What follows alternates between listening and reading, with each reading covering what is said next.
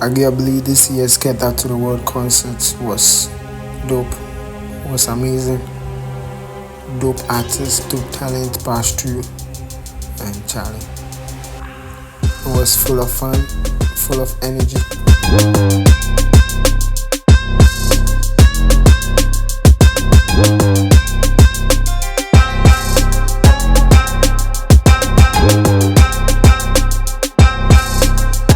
Big shout out to Colin Wood for putting this together, and we hope we'll match up next year.